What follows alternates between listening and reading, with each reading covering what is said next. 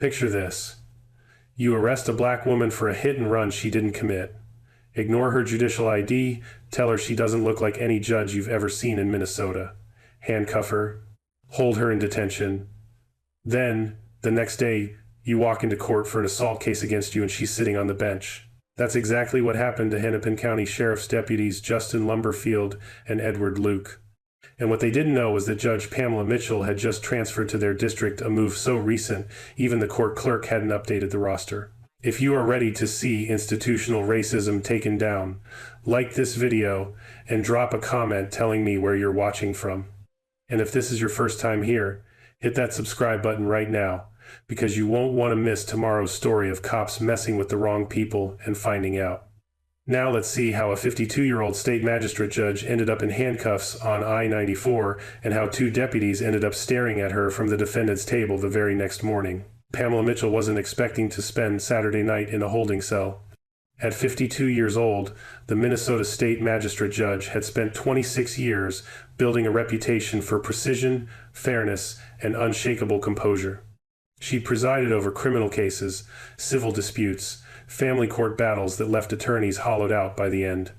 She'd handled domestic violence hearings and sentencing for repeat offenders without flinching. But at 6:47 p.m. on a humid June evening, none of that mattered. The Midwest Children's Cancer Foundation Gala was scheduled to begin at 7:30 p.m. in downtown Minneapolis. Pamela had been looking forward to it for weeks, not for the speeches or the recognition, but for the families. The parents who'd spent months in hospital rooms, the siblings who'd learned medical terminology before they learned algebra, the children who smiled through exhaustion, their resilience a kind of grace Pamela couldn't name but recognized in her bones. She'd chosen her outfit carefully that morning, a tailored navy blazer over a cream silk blouse, slim black trousers, low heels suitable for standing through cocktail hour. Her hair, usually pinned back for court, fell in soft waves past her shoulders. She wore her mother's pearl earrings, small, elegant, the kind that didn't demand attention. She looked exactly like what she was, a professional woman heading to an event that mattered. The briefcase on her passenger seat held her judicial credentials, a handwritten card for one of the honorees, and a check she'd written that morning. Pamela had grown up watching her parents stretch every dollar, had put herself through law school on scholarships and night shifts at the university library. Money still felt tenuous to her, even now. But children fighting cancer that was worth stretching for. I-94 West stretched ahead, 3 lanes of rush-hour traffic crawling toward the city. Pamela glanced at the dashboard clock. 6:49 p.m. She'd make it. Barely. But she'd make it. The memory surfaced without warning. She'd been 9 years old, sitting in the back of her father's station wagon after a traffic stop on this same highway. The officer had made her father step out, made him place his hands on the hood, made him explain why he was driving through a predominantly white suburb. Pamela had watched her father's shoulders tighten, his voice steady even as humiliation burned in the rigid set of his jaw. Afterward, driving home in silence, he'd caught her eye in the rearview mirror. "You're going to college, baby girl. You're going to make things different." Pamela had kept that promise. First in her family to earn a law degree, public defender for 7 years, assistant district attorney for 5 more, magistrate judge at 46. Appointed after a unanimous recommendation from the Judicial Nominating Commission. She'd made things different. She'd made her father proud before he passed 3 years ago. The blue lights flashed in her rearview mirror at 6:52 p.m. Pamela's heart didn't race. She'd been pulled over twice in her life, both times for minor infractions she'd corrected immediately. She signaled, eased onto the shoulder, and placed both hands on the steering wheel in plain view. The traffic beside her slowed, drivers craning their necks to watch. 2 deputies emerged from the Hennepin County Sheriff's patrol vehicle. The first, tall, broad-shouldered, mid-30s, approached her driver's side with a flashlight, though daylight still hung heavy in the June sky. The second, younger and wiry, circled to the passenger side, his own flashlight scanning the interior of her sedan. The first deputy tapped on her window with 2 knuckles. Pamela lowered it smoothly. His name tag read, Lumberfield. He didn't smile. Pamela kept her voice calm, polite. She explained that she was heading to the Children's Cancer fundraiser downtown, that she was running late, that she hadn't been speeding. She gestured toward her briefcase. Lumberfield's flashlight beam landed on her face, then swept across the passenger seat. He told her they were pursuing a bolo, a be on the lookout for a hit-and-run driver, dark sedan, female driver, vague description. He said her vehicle matched. Pamela reached slowly for her briefcase, extracting her judicial credentials with deliberate care. She held the ID up where both deputies could see it clearly. The embossed seal of the Minnesota Judiciary caught the fading sunlight. Lumberfield studied the ID without touching it. His expression didn't shift. He said he'd need to verify it, run it through the system, standard procedure. The second deputy, Luke, according to his name tag, leaned down to peer through the passenger window. His gaze traveled from Pamela's face to the briefcase, then back. He said something, under his breath, to Lumberfield. Then louder, so Pamela could hear. She didn't look like any judge around Minnesota he'd ever seen. The words landed with the weight of stones. Pamela's hands tightened on the steering wheel. She kept her voice level, professional. She pointed out that his remark was inappropriate and unrelated to the traffic stop. She said she was willing to wait while they verified her credentials, but she expected to be treated with the respect her position and any citizen deserved. Lumberfield's jaw tightened. He told her to step out of the vehicle. Pamela complied. She stood beside her car, aware of the phones now raised in passing vehicles, of the way Luke's hand hovered near his belt, of the way Lumberfield's posture had shifted from procedural to defensive. She asked again about the bolo. What, specifically, matched? Make, model, license plate? Lumberfield said she was causing unrest, interfering with an investigation. Pamela began to respond, calm, measured, the voice she used in courtrooms when attorneys tested her patience, but Luke had already moved behind her. The handcuffs clicked around her wrists before she could process what was happening. Someone in a passing car shouted. Another driver slowed, filming openly. Pamela felt the metal bite into her skin, felt the briefcase slip from her grasp as Lumberfield caught her elbow and guided her firmly, not gently, toward the patrol vehicle. She asked what she was being charged with. Lumberfield didn't answer. The back seat of the cruiser smelled like sweat and industrial cleaner. Pamela sat with her hands cuffed behind her, the position forcing her shoulders forward at an unnatural angle. Through the partition, she watched Lumberfield and Luke confer by her sedan, their voices muffled.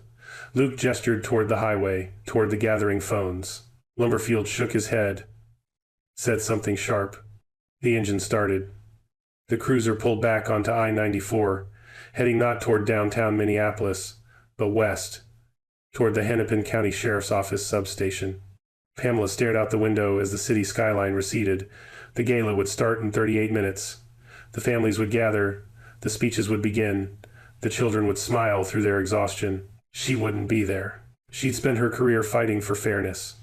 She'd sat on the bench and weighed evidence, cross-examined biases, ensured every person before her, regardless of background, received equal treatment under the law. She believed, deeply, that the system could work if good people held it accountable. Now she sat in the back of a police cruiser, hands cuffed, heading toward a holding cell, because 2 deputies had decided she didn't look like a judge. The booking process took 43 minutes. Fingerprints pressed onto a scanner, mugshot taken under fluorescent lights that bleached the color from her face. Personal belongings cataloged and sealed in a plastic bag. Pearl earrings, wedding ring, phone, briefcase, the check she'd written that morning for the foundation.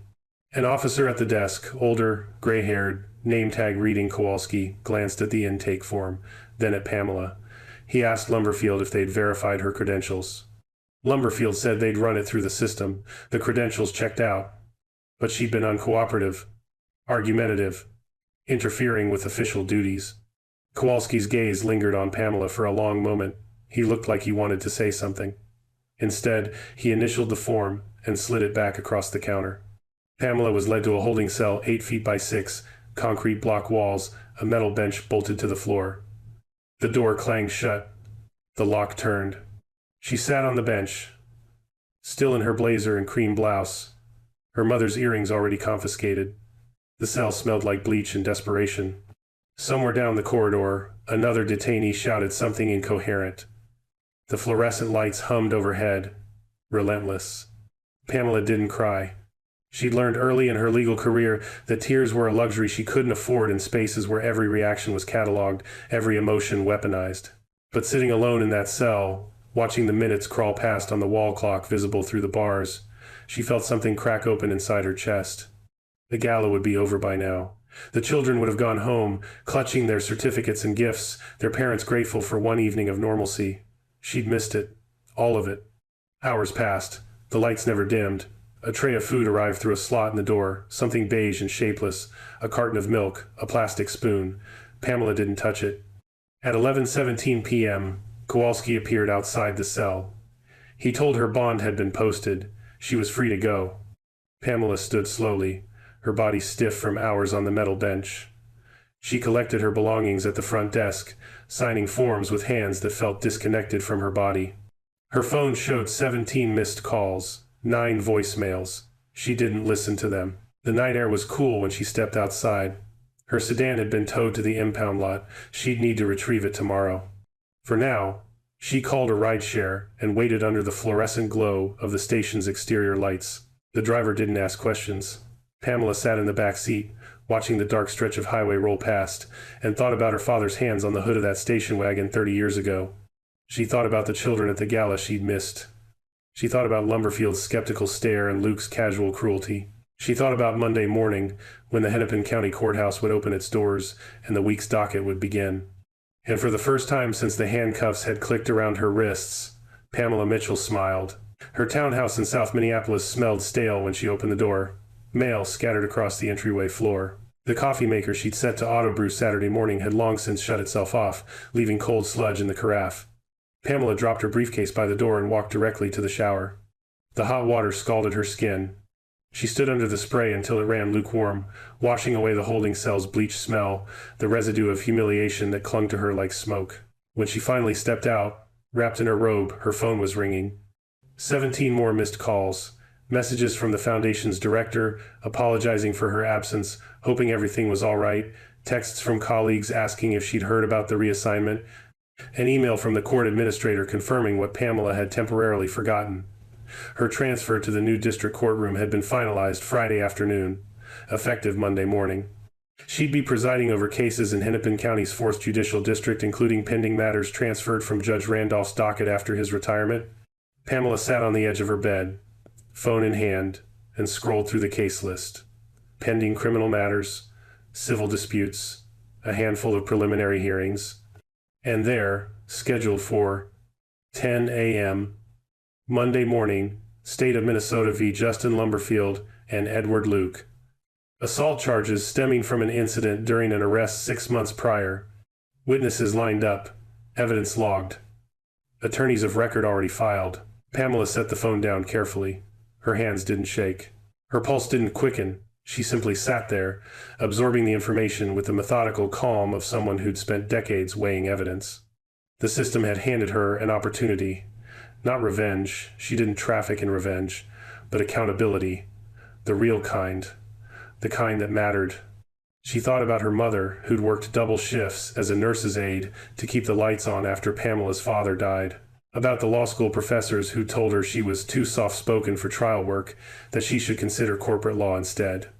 About every courtroom where she'd had to prove herself twice over, every case where her rulings were questioned not on merit but on assumption. She'd built her career on proving that the system could work. That impartiality, applied without fear or favor, could deliver justice. Monday morning would test that belief. 8 miles away, in the Hennepin County Sheriff's Office substation break room, Justin Lumberfield poured his 3rd cup of coffee and replayed Saturday Night's Stop for the 4th time that morning.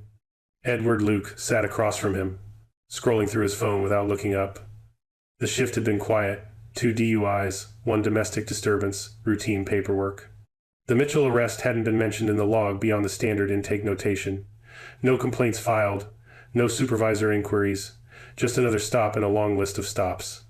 Lumberfield dumped sugar into his coffee, stirred it with a plastic stick. He told Luke they'd handled it correctly.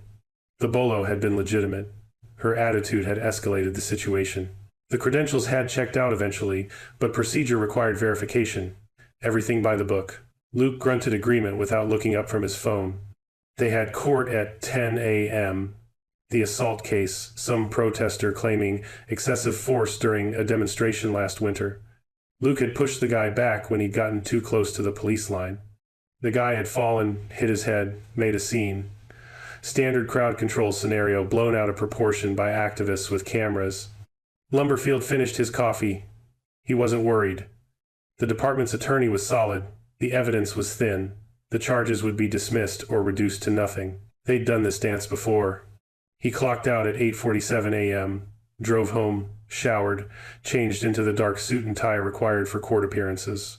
Luke texted him at 9:30 a.m., meeting at the courthouse entrance at 9:45. Don't be late. Lumberfield wasn't late. The Hennepin County Courthouse rose 7 stories, its limestone facade weathered by decades of Minnesota winters. Lumberfield and Luke entered through the security checkpoint, badges clipped to their belts, moving with the easy confidence of men who spent half their professional lives in these halls. They took the elevator to the 4th floor. Courtroom 4C. Their attorney, a sharp-eyed woman named Patricia Voss, met them outside, briefcase in hand. She ran through the morning's procedure. Preliminary hearing, motions to dismiss, standard defense arguments. She expected the judge to rule in their favor. Worst case, the matter would proceed to trial, but that was months away. Lumberfield nodded. Luke checked his phone one more time before they entered. The courtroom smelled like old wood and floor polish. The gallery was half full, a few reporters, some activists with matching t-shirts, the plaintiff and his attorney seated at the prosecution table. Lumberfield and Luke took their seats at the defense table, Voss between them, arranging files with practiced efficiency. At exactly 10 a.m., the bailiff called the room to order. The side door opened. Pamela Mitchell stepped through in full judicial robes, black fabric falling in clean lines from her shoulders, her hair pinned back in the neat bun she wore every day on the bench. She carried a file folder under one arm, her reading glasses perched on her nose. She crossed to the bench without hurrying. Saturday arranged her materials, looked up. Her gaze landed on Lumberfield first, then Luke. The recognition was instant, mutual, undeniable. Lumberfield's coffee turned to acid in his stomach. Luke's face drained of color. Voss glanced between them, confused, whispering a question neither man could answer because their mouths had gone dry. Pamela adjusted her glasses. Her expression didn't change, calm, composed, professional. She opened the file, reviewed the case notation, and spoke in the clear, measured tone she used for every proceeding. She disclosed, for the record, that she had a prior interaction with the defendants. A traffic stop. Saturday evening. She'd been detained, released on bond. The matter was unrelated to the current case, but judicial ethics required transparency. Whispers erupted through the gallery. Reporters leaned forward, pens moving. The activists exchanged glances, eyes wide. Pamela continued without pause. Given the prior interaction, she was recusing herself from the case to avoid any appearance of bias or conflict of interest. Judge Thomas Brennan would assume the matter effective immediately. The hearing would proceed as scheduled under his jurisdiction. She gathered her files, stood. Her gaze swept across the courtroom, not lingering on Lumberfield or Luke, not acknowledging the stunned silence, not offering anything beyond procedural courtesy. But just before she turned toward the side door, her eyes met Lumberfield's one last time. The look held for less than 2 seconds. It was enough. The door closed behind her with a soft click. The courtroom remained silent for a beat too long. Then the bailiff called a 15-minute recess, while Judge Brennan was summoned. Voss turned to Lumberfield and Luke, her voice low and urgent, demanding to know what the hell had just happened. Lumberfield couldn't answer. His mind was racing, replaying Saturday night's stop, frame by frame, cataloging every word, every gesture, every decision that had seemed routine at the time, but now felt like evidence stacking against him. Luke's hands were shaking. He pressed them flat against the table, trying to steady himself. He thought about the comment he'd made, "Doesn't look like any judge around Minnesota I've ever seen," and realized, with creeping horror, that it had probably been recorded. Body cams, dashboard cams, ohms from passing cars. Judge Brennan entered 20 minutes later, elderly and methodical, calling the hearing to order with the disinterested efficiency of someone who'd presided over 10,000 cases and had 10,000 more to go. He reviewed the motions, heard the arguments, denied the motion to dismiss. The case would proceed to trial. Discovery would continue. Both parties would submit witness lists by end of month. Lumberfield barely heard the words. Luke stared at the table, his jaw clenched tight. They left the courthouse at 11:47 a.m. Voss trailing behind them, still asking questions they couldn't answer. Outside, The June sun felt too bright, the air too heavy. Lumberfield pulled out his phone. Luke did the same. They needed to talk. Privately, immediately. Because the woman they dismissed, mocked, and detained was a sitting state magistrate judge. And on Monday morning, she'd held their futures in her hands and chosen to let someone else decide. That should have been a relief. It wasn't, because Pamela Mitchell had also chosen to disclose everything on the record, in open court, in front of reporters and activists and attorneys who would dissect every word, every implication, every angle. She'd recused herself from judging them directly, but she'd ensured the world would be watching when someone else did.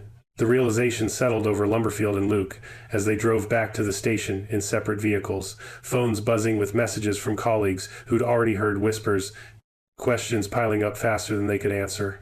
Judge Brennan's ruling echoed in their minds. Trial. Discovery. Witness lists. Everything would be examined now. Everything. And somewhere across the city, Pamela Mitchell was returning to her chambers, filing her recusal paperwork and preparing for the week ahead with the same methodical precision she brought to every case. Justice, she'd learned long ago, wasn't about spectacle. It was about method, procedure, letting the system work the way it was designed. But sometimes, she thought as she signed the final form, the system needed a small nudge in the right direction. She placed the paperwork in her outbox and turned her attention to Tuesday's docket. 23 cases, each one deserving her full attention. The work, as always, continued. The Hennepin County Sheriff's Office substation felt smaller than usual when Lumberfield and Luke returned Monday afternoon. The hallway seemed too narrow, the fluorescent lights too harsh. Every colleague's glance waited with unspoken questions. They retreated to the report-writing room, a cramped space with 4 desks, 3 computers, and filing cabinets that hadn't been organized since the previous decade. Luke closed the door. Lumberfield pulled the blinds. Neither man sat. Luke spoke first, his voice low and tight. He wanted to know what they were going to do. The judge had disclosed everything. On the record, in open court, which meant the arrest report would be scrutinized, the body cam footage would be reviewed, every detail of Saturday night's stop would be examined by attorneys looking for ammunition. Lumberfield's jaw tightened. He told Luke to calm down. The stop had been legitimate. The bolo was real. They'd followed procedure. Mitchell had been argumentative, uncooperative. Everything was documented. They just needed to make sure the documentation was airtight. Luke stared at him. Airtight. Right.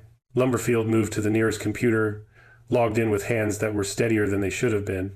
He pulled up the arrest report he'd filed Sunday morning, standard template, standard language, standard justifications, traffic stop, bolo match, verbal interference, detention necessary to maintain order. It read clean, professional, by the book. Except for the part where the detainee was a sitting state magistrate judge and one of them had told her she didn't look like any judge in Minnesota. Luke leaned over Lumberfield's shoulder, reading the screen. He asked about the body cam footage. Lumberfield said it was automatically uploaded to the server, time-stamped, stored, unless they accessed it for evidence review. They could review it, check for anything problematic, make sure the audio was clear. Luke's eyes narrowed. Make sure. Right. Lumberfield opened the body cam archive, entered his credentials, and pulled up Saturday night's footage. 2 files. His camera, Luke's camera. He clicked play on his own first. The footage rolled. Blue lights, highway traffic, Mitchell's sedan pulling over, Lumberfield's approach, the flashlight beam on her face. Her voice, calm and polite, explaining about the fundraiser, the judicial ID held up for verification. Then Luke's voice, slightly off camera. Doesn't look like any judge around Minnesota I've ever seen. The words landed with perfect clarity. No ambiguity. No room for interpretation. Lumberfield closed the file. Opened Luke's camera. Same scene, different angle. The comment was even clearer from this perspective, Luke's face visible in the frame's edge, his expression dismissive.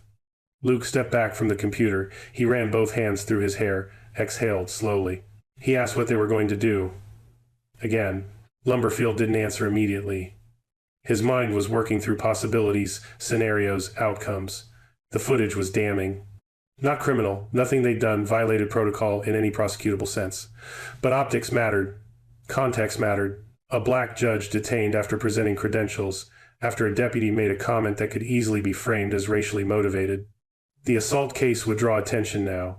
Reporters would dig, activists would amplify, and if anyone requested the body cam footage through public records, Lumberfield minimized the video file. He told Luke they needed to write supplemental reports, clarify the sequence of events, emphasize the BOLO, the verification process, the standard procedures they'd followed, document everything before anyone started asking questions. Luke asked if they should talk to the union rep. Lumberfield shook his head. Not yet. Union involvement meant acknowledging a problem. Right now, there was no problem. Just a routine stop that happened to involve someone with a title. They'd handled it professionally. The supplemental reports would demonstrate that. Luke didn't look convinced, but he nodded anyway. They spent the next 40 minutes drafting supplemental documentation. Lumberfield's report detailed the BOLO parameters, the vehicle match, the need for credential verification due to sophisticated fraud schemes. He noted Mitchell's cooperation during the booking process, the lack of resistance, the standard detention pending bond. He did not mention Luke's comment. Neither did Luke's own supplemental report. Lumberfield saved both files to the shared drive. He attached them to the original arrest report, sent copies to the watch commander's administrative folder. Standard procedure. Everything documented. Everything justified. He logged out, closed the browser, stood. That's when he realized his mistake. The email notification had already gone out. Automatic system alert. Supplemental reports filed for case number 24HC8847. Standard distribution. Watch commander, shift supervisor, administrative review. And because he'd been rushing, because his hands had been less steady than he'd thought, because the drop-down menu had defaulted to all supervisors, Chief Deputy Roland Hayes, who oversaw internal affairs, Lumberfield's stomach dropped. Luke saw his expression, asked what was wrong. Lumberfield pulled the email back up, checked the distribution list, confirmed what he'd already suspected. Hayes would see the supplemental reports. Hayes would compare them to the original arrest report. Hayes, who had a reputation for meticulousness and a personal interest in rooting out liability issues, would wonder why two deputies felt the need to file additional documentation for a routine traffic stop. And Hayes would pull the body cam footage to verify their accounts. Luke leaned against the desk, his face pale. He asked if they could delete the email. Lumberfield shook his head. System logs tracked everything. Deletion would raise more flags than the original mistake. They were committed now. The reports were filed. The email was sent. Hayes would review the material, probably within 48 hours, and make whatever determination he made. All they could do was wait. Luke asked again about the union rep. This time, Lumberfield didn't argue.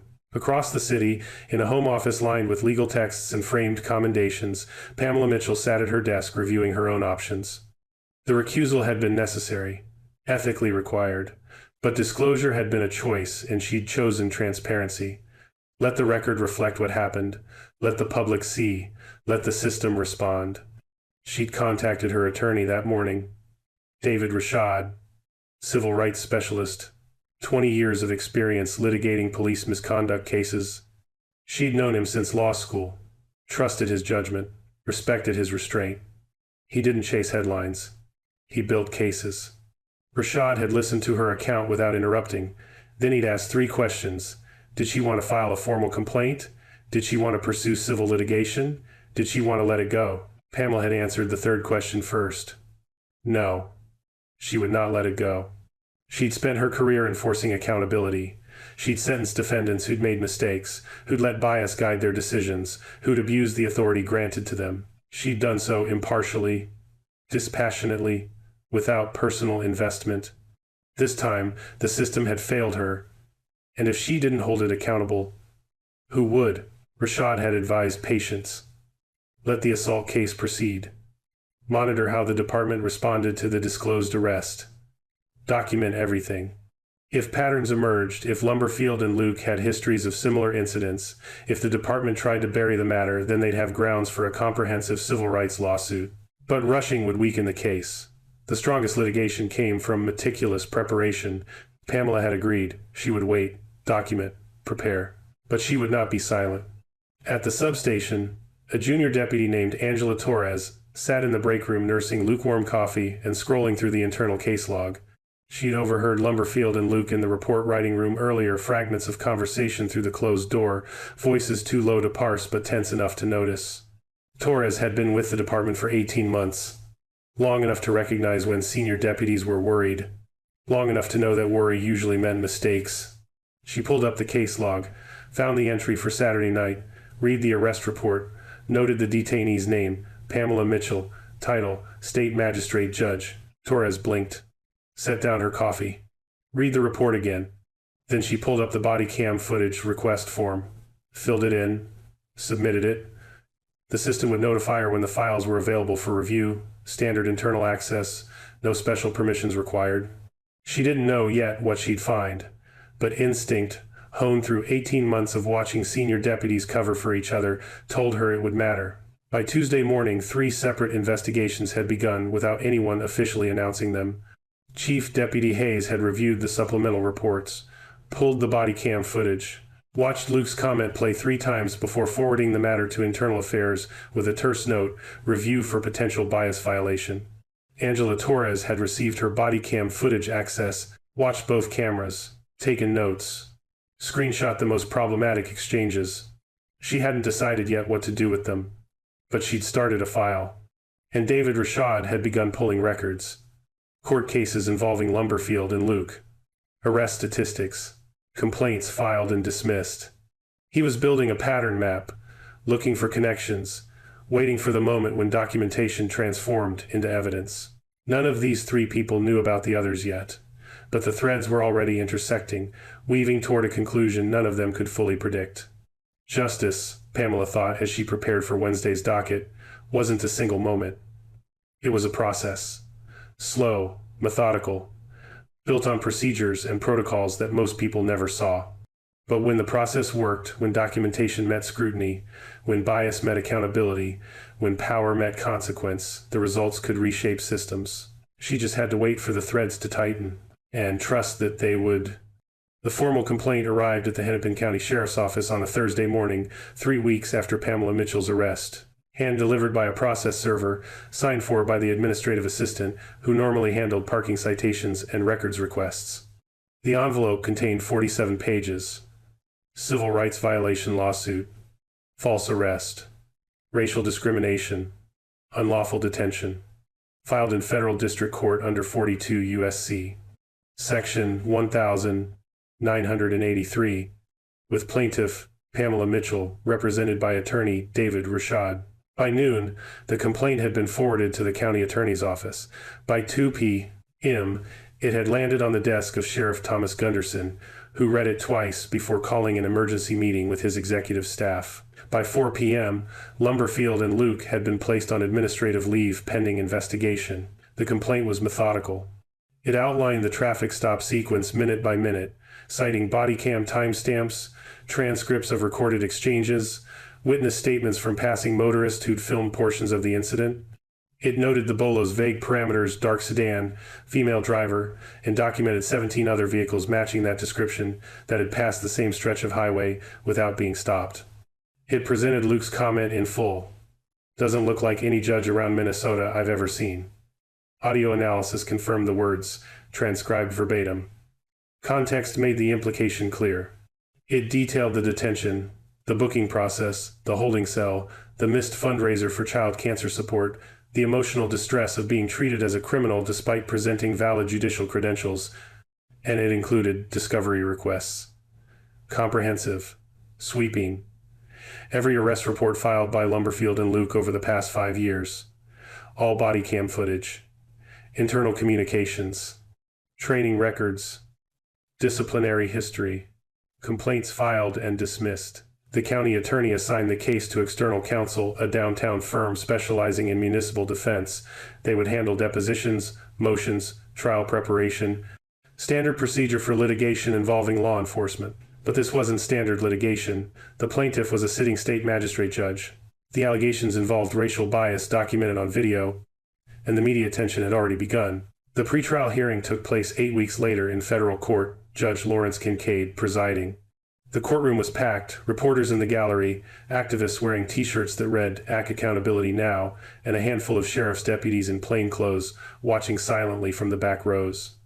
Pamela sat at the plaintiff's table beside Rashad, dressed in a charcoal suit, her expression neutral. She'd recused herself from all active cases during the litigation to avoid any appearance of conflict, her caseload temporarily redistributed among other magistrates.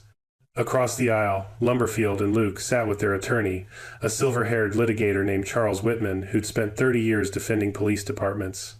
His strategy was clear from his opening motion: challenge the standing, argue qualified immunity, dismiss before discovery could expose anything damaging.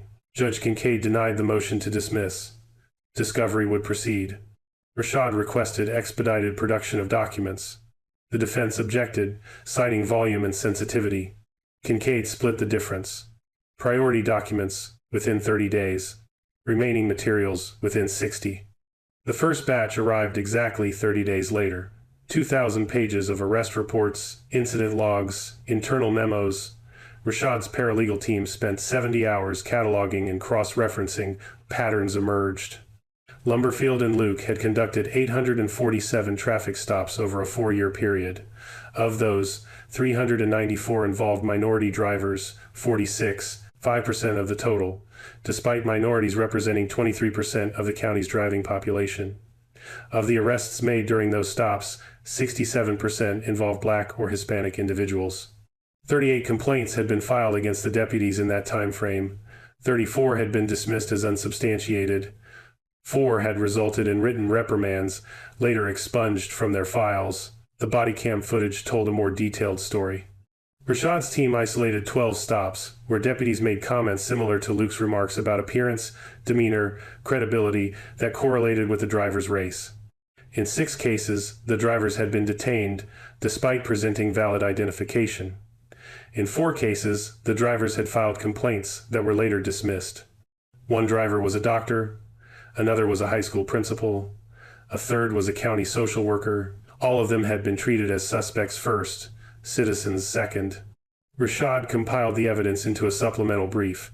53 pages, charts, statistical analysis, expert testimony from a criminologist specializing in racial bias in policing. The brief landed like a bomb.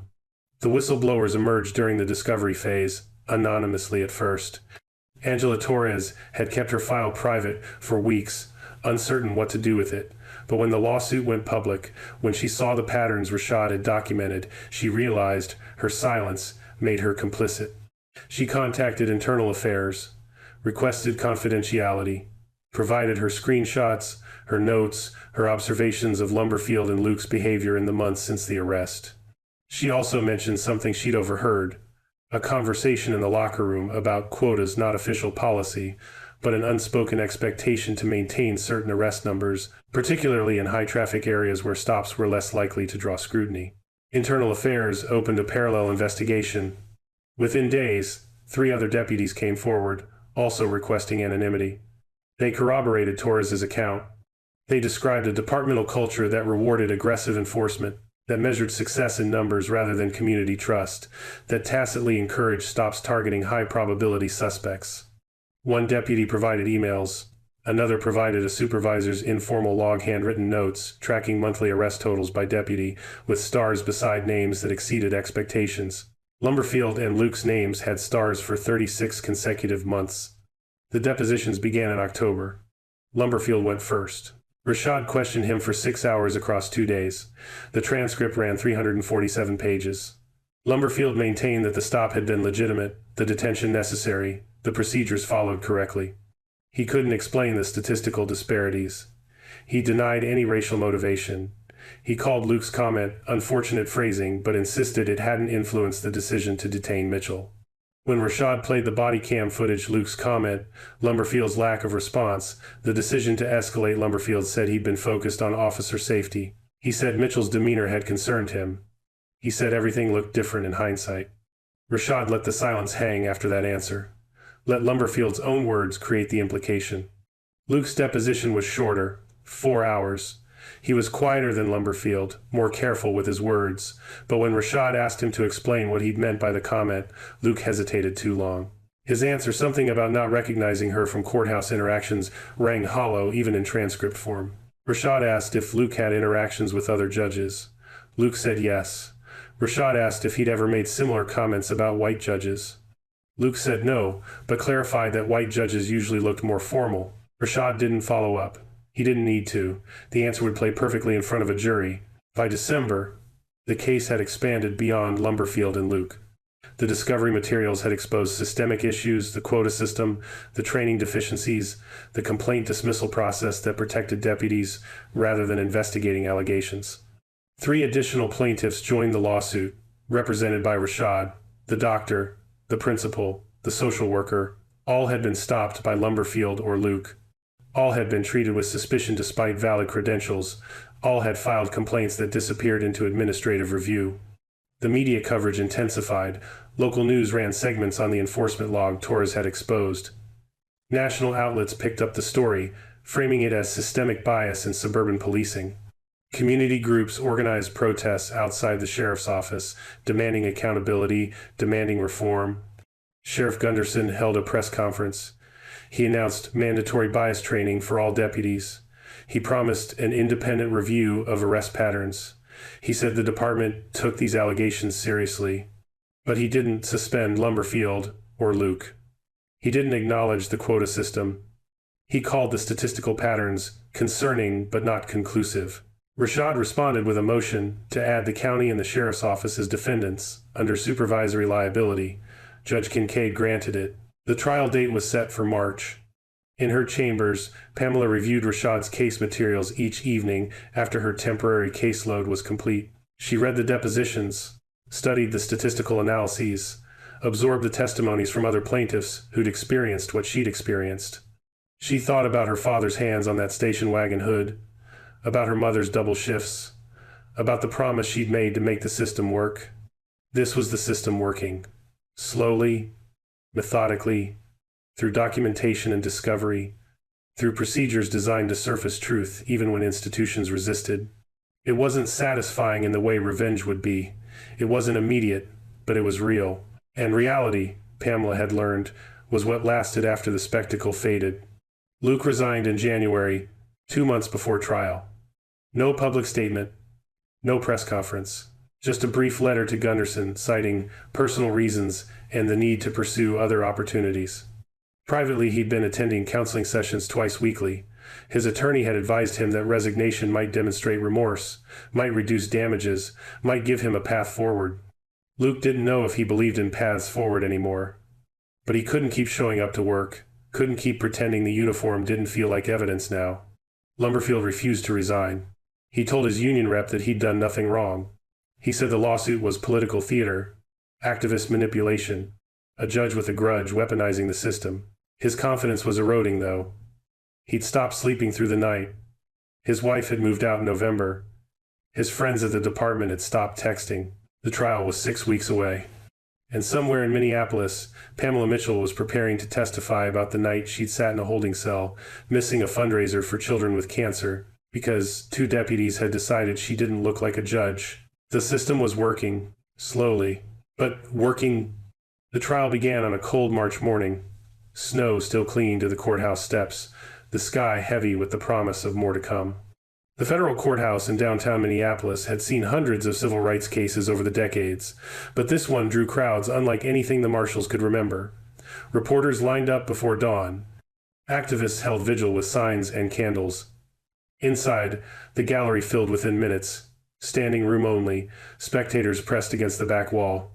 Judge Lawrence Kincaid called the courtroom to order at 9:02 a.m. Jury selected the previous week, 12 citizens, 7 women, 5 men, diverse in age and background, sworn to impartiality. They sat in the box with the careful attention of people who understood the weight of what they were about to hear. Rashad's opening statement was precise. 23 minutes outlining the evidence, the patterns, the systemic failures that had allowed bias to flourish unchecked. He told Pamela's story, the traffic stop, the comment, the detention, the missed fundraiser. He placed it in context, 17 other stops, 38 dismissed complaints, a quota system that incentivized arrests over community trust. He closed with a question.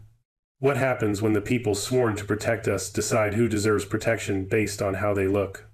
The defense attorney, Whitman, countered with reasonableness. He acknowledged the optics were unfortunate. He expressed regret for any distress caused. But he emphasized split-second decisions, officer safety, the challenges of law enforcement in an era of heightened scrutiny. He painted Lumberfield and Luke as dedicated public servants caught in a moment of imperfect judgment, not systemic racism. He asked the jury to see the human beings behind the badges, not the narrative activists wanted to impose. The testimony began on day 2. Pamela took the stand mid-morning after Rashad had methodically laid the foundation with documentary evidence and expert witnesses. She wore a navy suit, minimal jewelry, her hair pulled back. She looked exactly like what she was, a professional who'd spent decades in courtrooms. Rashad walked her through the evening of her arrest, the fundraiser, the blue lights, the deputy's approach, the judicial ID, Luke's comment. Pamela's voice remained steady. She described the handcuffs, the holding cell, the cold metal bench. She talked about the children at the fundraiser she'd never met, the check she'd written that sat in a plastic evidence bag instead of supporting cancer research. She didn't cry, didn't raise her voice, didn't perform grief or outrage. She simply testified, clearly, methodically, letting the facts speak. Whitman's cross-examination tried to establish that she'd been uncooperative, that her tone had escalated the situation, that reasonable officers could have interpreted her behavior as suspicious. He suggested that focusing on the fundraiser implied she expected special treatment. Pamela answered each question without defensiveness. She acknowledged she'd been firm. She said she'd expected to be treated with the dignity any citizen deserved. She noted that presenting valid judicial credentials wasn't asking for special treatment, it was providing identification as requested. When Whitman asked if she held any personal animosity toward deputies Lumberfield and Luke, Pamela paused, looked directly at the jury.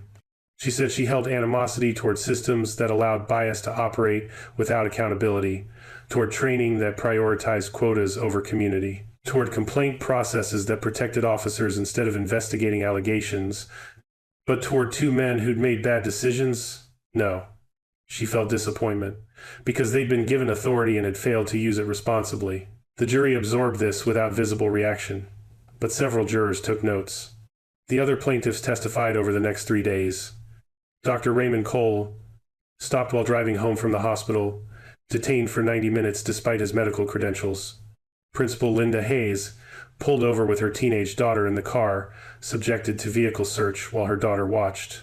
Social worker Marcus Thompson, arrested for obstruction after questioning why his registration check was taking 45 minutes. Each story followed similar patterns. Each body cam footage showed similar dynamics. Each complaint had been dismissed with similar justifications. Rashad didn't editorialize.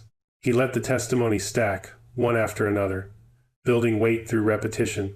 The defense tried to distinguish each case, different circumstances, different contexts, different judgments made under pressure, but the cumulative effect was undeniable. This wasn't isolated. This was pattern. Angela Torres testified on day 7. Immunity agreement secured, anonymity waived, her decision to come forward framed as conscience over career. She described the quota system, the pressure to maintain numbers, the locker room culture that celebrated aggressive enforcement. The way younger deputies learn by watching senior deputies learning not just procedures, but attitudes, priorities, the unspoken rules of who to target and who to leave alone. She admitted her own complicity. She'd stayed silent when she should have spoken. She'd looked away when she should have documented, but she'd come forward eventually, when the evidence became too overwhelming to ignore. Whitman tried to paint her as disgruntled, opportunistic, seeking attention. Torres didn't take the bait. She said she was seeking accountability for herself as much as anyone. The internal affairs investigator testified next, confirmed Torres's account, presented the supervisor's handwritten log, the emails about arrest totals, the training materials that emphasized metrics over community relationships. Sheriff Gunderson testified on day 9. Rashad's cross-examination was surgical. How many complaints against Lumberfield and Luke had reached the sheriff's desk? 38. How many had resulted in meaningful discipline? 0. Why? Gunderson cited investigation processes, burden of proof, the need to protect officers from frivolous allegations. He said reforms were already underway: bias training, body cam audits, community oversight. Rashad asked when those reforms had begun.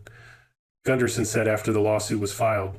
Rashad asked if Mitchell's arrest had prompted internal review before the lawsuit. Gunderson hesitated, said he'd have to check records. Rashad didn't need an answer. The silence was answer enough. The jury deliberated for 11 hours across 2 days. When they returned, the forewoman, a retired schoolteacher named Patricia Nguyen, delivered the verdict without inflection. Liable on all counts: false arrest, civil rights violation, supervisory negligence. Damages: $850,000 to Mitchell, $200,000 to Cole, $175,000 to Hayes, $150,000 to Thompson. Punitive damages: $2.3 million against the county and sheriff's office, to be allocated toward mandatory reforms. The courtroom erupted. Not in celebration, the moment was too heavy for that, but in something between vindication and relief. Years of complaints dismissed, years of patterns ignored. Now, finally, acknowledged. Pamela sat still at the plaintiff's table, hands folded. She didn't smile, didn't react visibly. But when Rashad leaned over to ask how she felt, she whispered one word: accountable. Within hours, Sheriff Gunderson announced his resignation, effective immediately. No press conference, no statement beyond a brief letter citing the need for new leadership to implement reforms. The county board held an emergency session. They appointed an interim sheriff, a woman with 20 years' experience, a reputation for community policing, and explicit instructions to cooperate with the court-mandated oversight. The reforms began within weeks. Mandatory bias training redesigned from scratch, taught by external experts rather than internal staff, body cam footage audited monthly by independent reviewers, complaint processes overhauled to include civilian oversight at every stage, a community review board established with authority to recommend discipline, termination, policy changes, arrest quotas formally banned. Performance metrics shifted from numbers to community feedback, complaint resolution, de-escalation, success rates. The sheriff's office became a pilot program, a test case for reform that other departments would study, replicate, adapt. It wasn't perfect. Some deputies resisted. Some complained that oversight made their jobs harder. But complaints had always been part of reform. The question was whether institutions listened. Lumberfield faced criminal charges 2 months after the verdict: obstruction of justice for the email mistake that had exposed the tampering attempt, evidence fabrication for the altered reports. He pleaded no contest, received 18 months, eligible for parole after 12. His law enforcement certification was permanently revoked. In prison, he maintained that he'd done nothing different from any other deputy. He'd just been unlucky enough to stop someone with enough power to fight back. He never understood that the problem wasn't the power to fight back. It was the need to fight at all. Luke spent the year after his resignation teaching sensitivity workshops for a nonprofit that worked with law enforcement reform. He spoke to groups of officers, told his story, explained how easy it was to let bias guide decisions when procedures allowed it, when culture encouraged it, when no one held you accountable until it was too late. Some officers listened. Some dismissed him as weak. But he kept showing up, kept talking, kept trying to prevent other deputies from making the mistakes he'd made. It didn't erase what he'd done, but it was something. Pamela donated her settlement to 3 organizations: the Midwest Children's Cancer Foundation, a scholarship fund for minority law students, and a community legal clinic that provided free representation to people challenging wrongful arrests. She returned to the bench 6 months after the trial, resuming her full caseload. The recusal period had ended. The conflict was resolved. The work continued. She presided over cases with the same precision, fairness, and composure she'd always brought. She sentenced defendants who'd violated the law. She protected the rights of defendants who'd been treated unjustly. She didn't think about Lumberfield or Luke unless a case required it.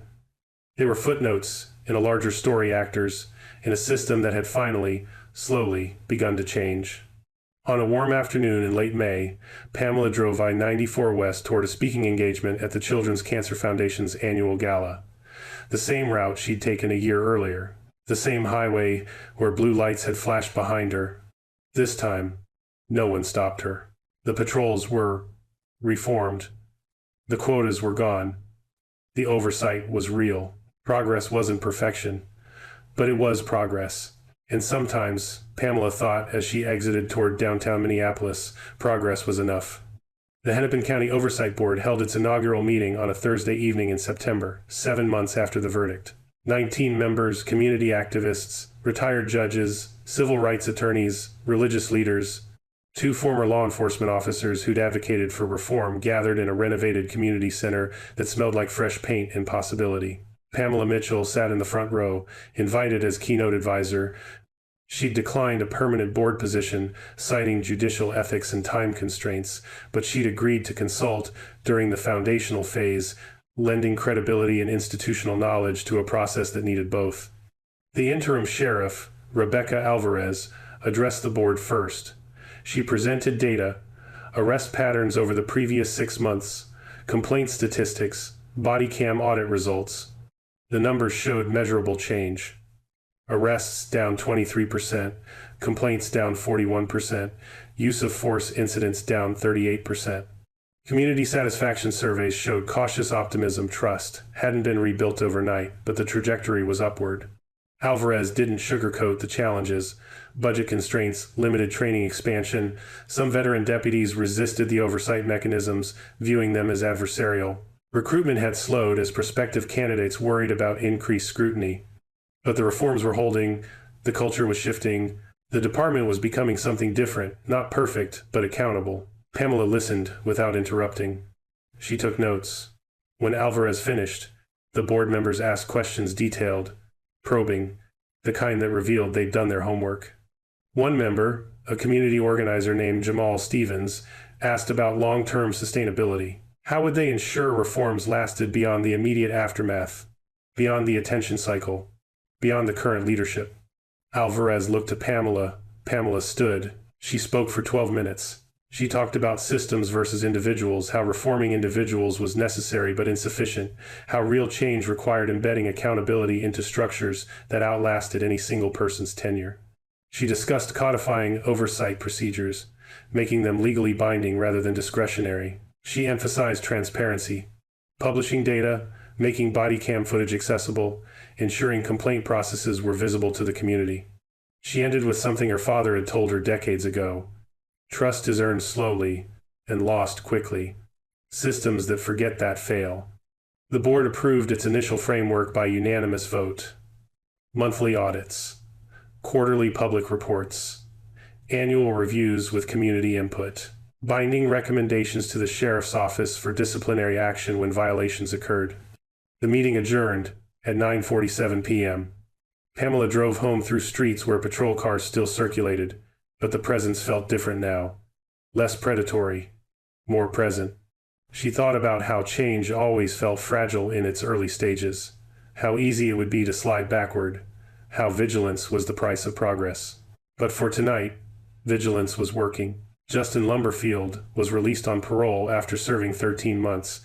He emerged from the correctional facility on a cold November morning, his former wife waiting in the parking lot to drive him to the halfway house where he'd spend the next 6 months. They didn't speak during the drive. He'd lost weight. His hair had gone prematurely gray. He looked older than 43.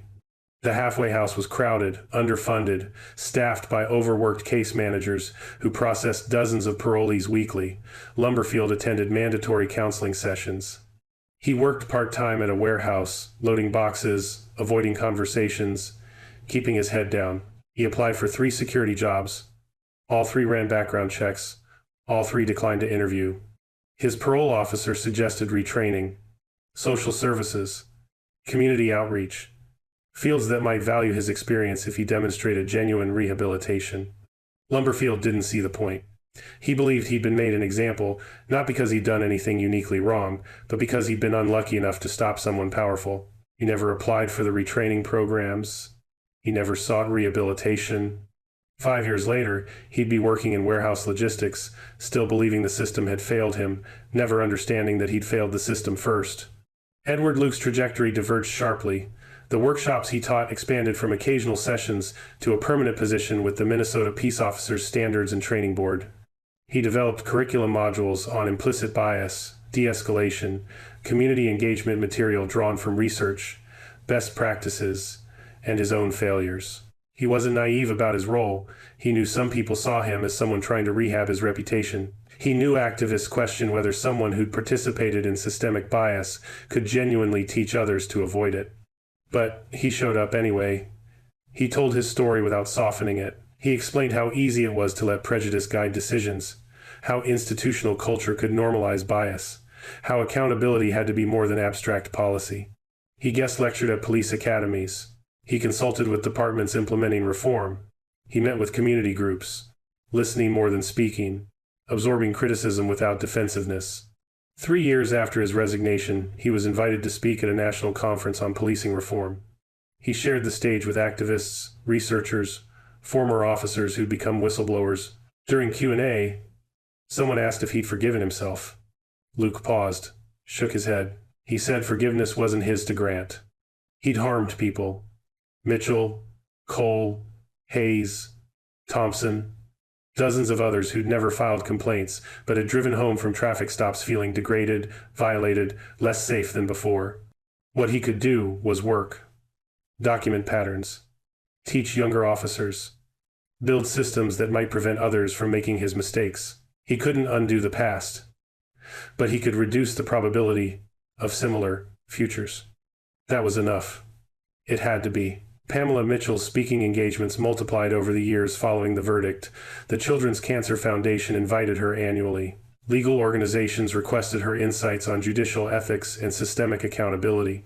Universities asked her to lecture on civil rights litigation. She accepted selectively, prioritizing events connected to causes she cared about, cancer research, legal education for underrepresented students, community justice initiatives. The scholarship fund she'd established grew beyond her initial contribution. Alumni donated, foundations matched. Within 5 years, it had supported 37 students through law school, each one from a background traditionally excluded from legal education. Pamela met with the scholars when their schedules aligned. She offered mentorship, career advice, references. She told them about her father's hands on that station wagon, about law school while working nights, about the long path from outsider to insider to someone who could change the system from within. She told them the work would be hard. The progress would be slow. The pushback would be constant. But systems changed when good people refused to accept the unacceptable, when documentation met determination, when patience aligned with principle. One scholar, a young woman named Keisha Ramos, first-generation college graduate, who'd grown up watching her community over-policed, asked Pamela if the fight ever felt futile. Pamela considered the question carefully. She thought about that holding cell, the missed fundraiser, the months of litigation, the ongoing vigilance required to maintain reforms that could erode with bureaucratic inertia. She told Ramos about a case from early in her judicial career. Domestic violence. Defendant violated protective order repeatedly. Victim kept dropping charges. Caught in cycles of fear and hope, Pamela had sentenced the defendant to mandatory counseling, community service, supervised probation. Months later, the victim had sent a letter thanking Pamela not for the sentence itself, but for treating the situation as serious, for believing her when others had dismissed her fears. One person, one case, one moment where the system worked as designed, that was what sustained the work. Not the dramatic victories, but the accumulation of small moments where justice functioned, where accountability held, where someone who'd been dismissed found themselves heard. Ramos nodded slowly, took notes. Years later, she'd graduate summa cum laude, clerk for a federal appellate judge, and eventually join a civil rights litigation firm where she'd represent plaintiffs challenging police misconduct. She'd remember that conversation, that measure of success, that definition of enough. On a bright afternoon in late autumn, Pamela drove I-94 west toward her judicial chambers. The same highway, the same route. 5 years after the arrest that had tested everything she'd built. The patrols she passed were different now. Body cams visible, oversight real, training reformed, culture shifting incrementally, the way cultures always shifted slowly, unevenly, requiring constant vigilance. She presided over 2,847 cases in those 5 years. Each one mattered. Each one required the same precision, fairness, impartiality she'd brought since her first day on the bench. The Mitchell case was history now. The reforms were policy. The oversight board was institutionalized. Life continued. Work continued. Justice, imperfect, slow, procedural, continued. As Pamela exited the highway, passing patrol cars that no longer made her pulse quicken, she thought about her father one more time, about promises kept, about systems changed, about the long arc that bent not through spectacle, but through method, not through revenge, but through accountability. She'd made things different. Not perfect, but different. And different, she'd learned, was where progress lived. She parked in her usual spot at the courthouse, gathered her briefcase, and walked through the security checkpoint where the marshals greeted her by name. Another day, another docket, another opportunity to make the system work the way it was designed. Pamela Mitchell climbed the stairs to her chambers, her mother's pearl earrings catching the afternoon light, and prepared to do exactly that. The work, as always, continued. If you like this video, make sure to hit that like button, subscribe, and turn on the notification bell so you don't miss the next story. Share this video with someone who would appreciate it, and let's keep building this community together. And before you go, drop a comment below. I'd love to hear your thoughts on what stood out to you the most. Until next time, stay safe, stay curious, and I'll see you in the next one.